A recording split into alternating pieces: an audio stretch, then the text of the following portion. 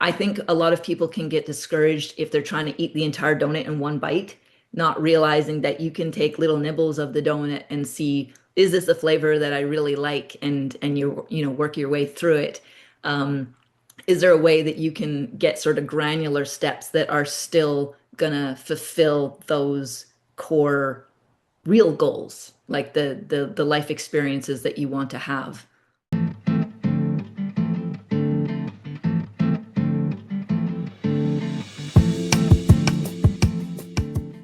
Hello, everyone. I am Melissa Forziat of Take the Doughnut, here to help you get inspiration and get donuts. I'm a motivational keynote speaker, and today I'm bringing you a really exciting Take the Doughnut interview with Jessica Clark-Bojin, who is the global authority on pie art.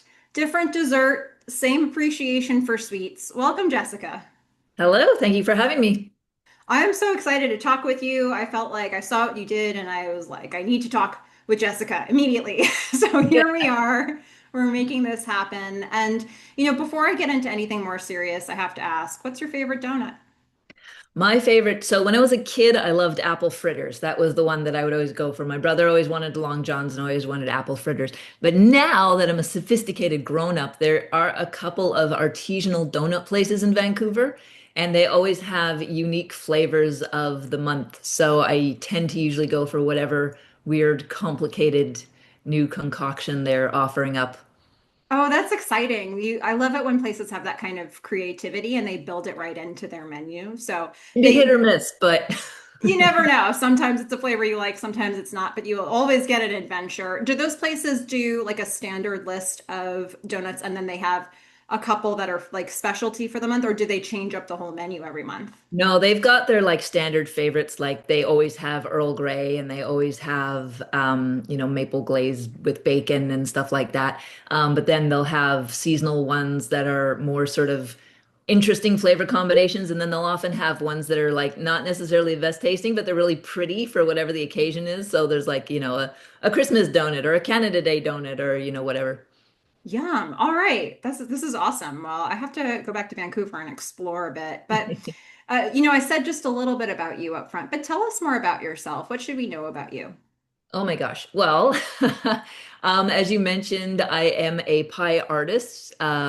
So my day job is creating interesting artworks out of pastry and pushing the boundaries of what is possible with pastry as an artistic medium. So there's a lot of science involved in that, a lot of experimentation, but also sharing it with other people and connecting with other bakers and other artists out there in the community and building that sense of community and opportunities for people. So it's the science side, it's the art side, it's the business side, it's the community building side, and yeah, it's a lot of fun. In previous incarnations, if anyone wants to do a deep dive on me, you can check my Wikipedia page. But I've done like lots of different stuff in the arts and film and TV realm. Right now, I'm producing a TV series that's dedicated to fun. So yeah, just a lot of fun and creative stuff in my background. It's like what we loved about the movie, maybe also the play Waitress, but then way up leveled, like Yes. by a lot, with all these cool business components and kind of whatever direction you want to go in. It sounds like Yeah. there's creativity both in what you do and also the business itself. So that's Yeah. just amazing. I mean, you are clearly the person that I need to be talking to today. Let me hit the reset button for those who've never seen a Take the Donut interview before, because what is the theme of this actually about? So for me, Take the Donut is another way to say carpe diem. It's all about going after the things that you want in life. And it comes from this really strange thing that happened to me in college where I left an actual donut on a table, but that almost right away became an object lesson for me and what it looks like to leave opportunities behind. So I don't want to do that anymore. I want to take the donut. I want to seize the opportunities. So this conversation is all about going after the things that we want in life and what does that actually look like, practically speaking, when we go to do it. And given the way you just described what you do, I feel like you're not just taking donuts, you're making them yourself and you're taking them as well. So this is going to be a really cool conversation for me to explore that with you.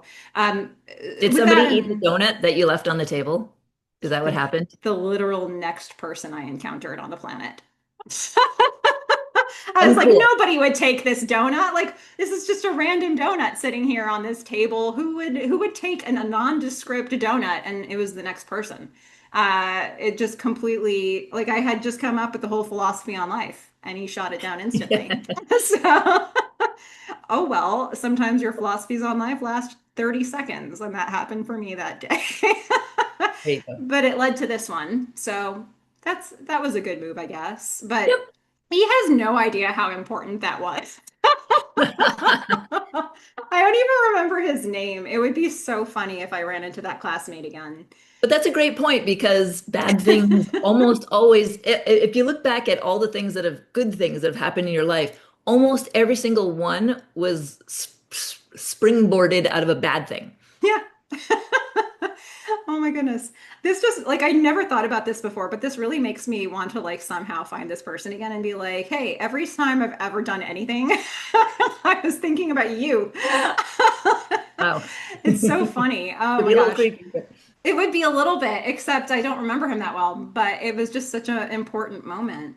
But let's talk about you though. That's really what we're here for. So, like when you think about going after goals in your life, if there's something you know you're aiming for, how are you with that? What is that process like for you of going after goals? I'm very single-minded about that sort of thing. The trickier part for me is coming up with a goal that I think will sustain my motivation and interest. Because I tend to be, and I think most people tend to be very binary people. You either kind of sort of meh about what you're doing, or you're like, I am all in on this. I'm super excited and jacked and stuff like this. And I know that if I'm about to do something hard, if I'm about to do something, multi-phasic that involves bringing in lots of other people, I have to be really excited about it. So taking time to sort of be fallow and wait for inspiration and not try to force yourself into like, what's the next thing that I want to do, but giving yourself a bit of time to get really excited about things and fall in love with the world around you, I think is a very important step before you start pursuing any goals. Because sometimes people pursue goals because they think they should, or because there's parental expectations or societal expectations or whatever. And then they find that they're running out of steam, or they don't have that ability to push past setbacks and things like that. So I think you really have to make sure that you have the right goal to start out with. And that's going to help you when things get hard, because things always get hard if something's worth doing. But then once you have a goal that is worth pursuing, you've got the energy, you've got the drive to do it, then I get very, very granular about okay, what are all the milestones? What do I want to accomplish? What does success look like for me? Are there different levels of success? Like if I'm aiming for here, but I land here, that's okay, and all that kind of stuff. I have reams and reams and reams of notebooks and sketches and gaming out scenarios and all that kind of stuff for anything that I want to do. Then I write up like proposals and I send them. I have a couple of very intelligent friends. I'd say like 4 or 5 people in my life whose opinions I really respect, who are in very different fields than I am, but I know they're going to see things that I won't see necessarily. That's a life tip. Make friends with people who are different than you. But yeah, so I'll write up my proposal to the best of my ability, and then I'll send it to these 4 or 5 friends, and I'll say, poke holes in it.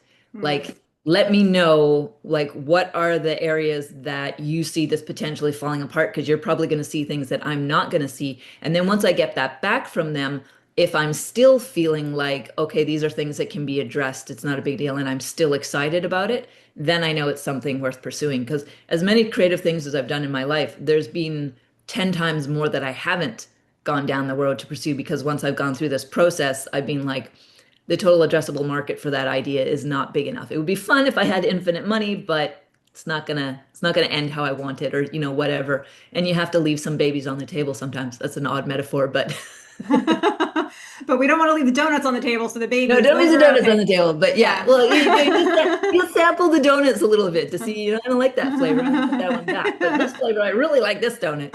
Yeah. Yeah, so first of all, find something that you can really fall in love with, so it's going to sustain your energy, and then bounce it off of trusted, smart people who you know are not going to, blow smoke up your butt, but it'll give you the unvarnished reality of whether they think something is, where the pitfalls are. Doesn't mean you have to listen to them. You could still be like, "Thank you for your feedback. I'm going to do it anyway." But it's still important for you to know before you dive into stuff. It gives you a more educated perspective on it. I like the way you spoke about the first time you mentioned it, the idea of like handing it to somebody and saying, poke holes in this. Where could this go wrong? I think a lot of times we ask people for feedback, but we sort of skew them towards giving us good feedback. And Yeah, so that is a really interesting way to like brace yourself for coaching, like to yeah. put yourself in the mindset to be coached and to let them know you're ready for that. That's a really, I really like that approach. You If had you hand it to mentioned them and say, "What do you think?" They're not going to give you they're useful. gonna like stroke your ego. Yeah, yeah. Oh, so interesting. So you had started to mention like, okay, inherently in baked into your process is this I'm checking all the boxes to make sure this is something I actually want to do. But inherently, we're going to hit some struggles along the way, especially for really big goals. And there are going to be points when the motivation we had at the start starts to flag a little bit. So for you, when that happens, are there any specific things that you do to get the motivation back up? I try to remember why I am working on a project in the first place because you can get bogged down in the minutia of the problems that you're trying to solve and taking a step back to think, is this something worth solving still? Is this still fulfilling what my objective was? Like the TV series that I'm working on, I started that because I wanted to have more fun and work on a more varied set of different creative hobbies and things like that. And uh, if you get to a point where you're no longer doing that and you're just, doing work, then might as well work for another job that's paying more money or less work or something like that. So, yeah, checking in with yourself periodically and going, is this still aligning with what my goals are? Am I still feeling fulfilled? Am I still having fun? Blah, blah, blah, blah, blah. And if you're not, then it might not be a problem you have to solve at all. Maybe you have a completely different problem, which is find a new job. But if it is something you're like, yes, no, this still is meaningful for me, blah, blah, blah, blah, blah, then it's easier to find the energy to push through and sort of visualize that end goal. Sometimes when you're feeling burnt out, there's a saying, change is as good as a rest. Sometimes you need to just change tracks and do something else that's going to serve you better. And sometimes you just need a break, and sometimes you've got help. I mean, heck, maybe you need to get your thyroid checked, and maybe that's why you're having motivation trouble with that. So trying to take yourself up and look at the larger landscape, the larger context around the problems that you're having trouble pushing through, because sometimes it might not be the problem, it might be something more existential. It's so true. Let's get specific if we can here about challenges because again challenges come up. Sometimes motivation wanes because it's just taking a while, but sometimes we have things that get in our way, obstacles. And I'm curious for you if there's a specific brand of challenge that rears its head every single thing you go after. Like no matter what it is you're tackling, you're probably going to see this Achilles heel come in your way. What is it? Yes, for me personally, the two challenges I come up against over and over are getting sort of typecast. So you do something new and people like it, and then they want that thing forever. And then the second challenge is getting people to accept it when you want to break out of that and do something different. So I'm constantly flitting between I'm bored and I have to force myself to keep doing the thing that everyone wants me to do. And all right, I need to prove to people that I can be successful in this new silo or new realm. And it's I every single thing that I've ever done, people have said, you want to do that? I'm like, I don't know. You don't really have experience in that. And I'm like, well, I did this thing. And I'm like, yeah, you did that, but this is different. And I've heard that exact conversation like seven different times in my life now, where like, sure, you run a comic book company, but this is film and TV, or sure, you did that, but this is running a business school. And sure, you ran a business school, but this is baking, or, whatever. Like if you people are used to saying they're slowly getting used to me sort of pivoting into kooky new directions. But if I had said to my friends when I was running the Vancouver Film School's business program at the time, And and then I had my own film production company for a little bit, and then I'm like, you know, I'm gonna be the most famous pie baker in the world. And they're like, haha, yeah. And because I'd never baked anything before in my life. And I'm like, no, I'm serious. Like, I have a plan. Here's my plan, how I'm gonna be the most famous pie baker in the world. And they're like, whatever. But there was a couple of people who are like, I don't know if you're going to be successful, but I'm curious to see what you do. So here's some support to get going on that. And then I got in Ripley's Believe It or Not, and I got on the Today Show, and I got, you know, all these hundreds of millions of views and stuff like that. So if you have enough of those stacked up, eventually people start to believe you. But yeah, it's always a challenge to get people to believe in your vision. And it's always a challenge not to get stuck in repeating past successes. Yeah, so those are the two big ones that I butt up against. Well, And getting people given to give you money. always a trick. Yeah. Okay, given that answer, I'm just so curious how you're going to approach this one. When you think back on your life, and this could be a personal or professional answer, what would you say is the biggest donut you've ever taken? Biggest opportunity you've gone after, biggest thing you've said yes to? It could be defined many ways, but what was the biggest one? I think one of the, I don't know if it's the biggest, but definitely a big one recently was I've been working on pie art for 7 years, and in a lot of different capacities. I've done teaching, I've done lectures, I've done television with Food Network and stuff like that. And thinking about what are the aspects that I really enjoy about this process. And I found that doing the TV stuff was the most fun for me. So I was like, okay, I want to focus my effort on getting back on TV and doing that kind of stuff. So I signed up. I got to be careful not to break any NDAs here, but I signed a shopping agreement. It's called a shopping agreement where production companies put you under contract to develop TV series with them and things like that. And you're not allowed to go with anybody else because you're under contract with these people. So I've had lots of different producers reach out to me saying that they want to develop a Pi TV series with me, and lots of different broadcasters and networks and all the meetings and stuff like that. But then for whatever reason, it's like, well, this is great. We love this aspect, but we're switching formats and we're not doing competition right now. We're doing story-driven lifestyle or, you know, whatever. So things go back to the drawing board and then people come, but we still really love your pies and we love your personality. And we think there's something there and we want to do this.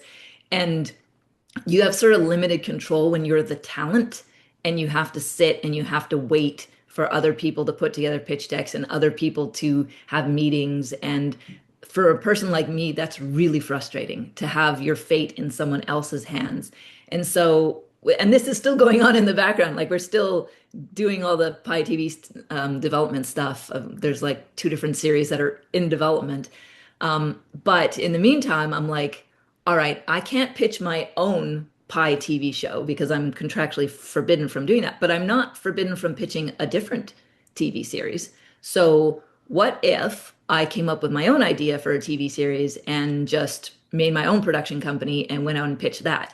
So I did that, and I got a broadcast license in order for my TV series Fun City, which is basically me just going around to different places in town and trying out things that are typically associated with kids but grown up fun now. Like and that was fantastic, and I was super proud that, you know, like I'm like, okay, I'm starting from completely from scratch, my own production company. I'm wearing every hat. And yeah, I'm gonna finance it myself. I'm gonna get the broadcast license myself. I'm gonna produce it myself, and it'll be exactly what I want. And oh my God, it was so much work, very exhausting, but I was able to tick all those boxes. And yeah, I had a tremendous amount of support and help from friends and colleagues and stuff along the way to actually get it off the ground. But I was able to actually think of a TV series, get it in development, get the financing for it, produce it, shoot it, and have it aired on TV before the Pie series got out of development hell. So yeah. Wow.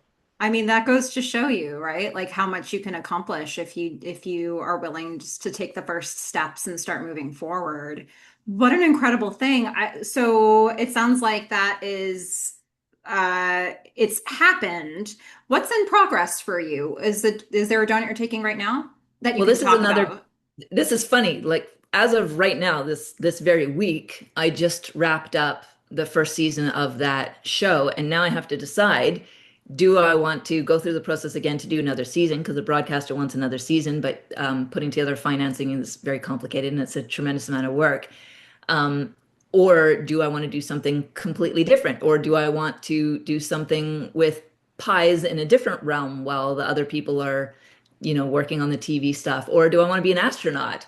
Or, that kind of stuff. So I'm at that phase right now where I'm thinking, okay, now is the time to sort of refill my creative batteries and like go to museums and go in the forest and fall in love with the world again and decide what I want to do next because I could go work over here. I could do more pie stuff. I could teach. I could do another season of the TV series. But what is it that I really love and really want to throw myself into? So this is very much a question that's on your mind right now. This is a work in progress for sure. It's the Yeah. definition of what the donut is going to be. This is so exciting. And from what we know about you, it could be anything. So don't put you in a box and think that's what it's going to be.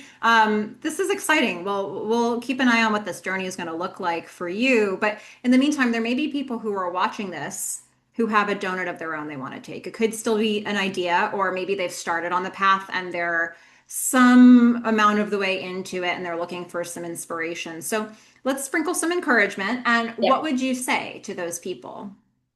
I would say figure out a way to, first of all, make sure that you understand what your end purpose is, your real goal. Not like I want to start a bakery, but I want to have control over my own life. I want to be creative about creating recipes. I want to whatever. Because you don't want to start a bakery. You want to experience these things. So look at what those experiences are, those life experiences that you want to have, and keep those at the forefront of your mind as you go through this process, because there might be other ways that you can develop recipes and be your own boss and without the bricks and mortar store, or if maybe having a bricks and mortar store is part of the goal because that was something that you always dreamed about when you were a little kid, a store with your name on it or something like that. There might be ways to do that as a pop-up first, or so you get a taste of that experience. So I think a lot of people can get discouraged if they're trying to eat the entire donut in one bite, not realizing that you can take little nibbles of the donut and see, is this a flavor that I really like? And you work your way through it. Is there a way that you can get sort of granular steps that are still gonna fulfill those core real goals, like the life experiences that you want to have? So smart. I love this. I love the way that you broke this down into it's not just about the I think we get results oriented a lot and it's not just about the result. It's about what was underneath that result, what was the fuel that made you want to get that result and there's usually something under it and there could be many different ways to get there. So I love that you just broke it down that way. For those who want to follow you on your journey, maybe they want to see whatever this next donut is going to be that you're going to take. Yeah. Where can they find you? What links can I put in the description? Pretty much just using my Instagram, the pious, and it's a pun because everything in my life is pie puns. So it's ThePieous. So you can follow me on Instagram at the pious, and yeah, that's the main place where I have all of the different tangential things that I'm into. This is wonderful. And as somebody who loves a good donut pun, I totally appreciate what you've been doing. So this is wonderful. Everybody be sure to check out those resources and Don't follow let Jess. miss it. And Do don't you not, dare. Don't you do dare. not, It's don't let true. miss It's going to be an incredible experience if you follow Jessica on those it. platforms. If you liked hearing Jessica's story, be sure to like and subscribe on this video. There's so many inspirational interviews still to come. But in the meantime, Jessica, thank you so much for taking a bit of time and talking with me, talking with everybody about going after what you want in life and what that looks like for you. Happy to. And to everybody who's watching this, thank you for watching and go out there, get inspiration and get donuts. Bye. Bye.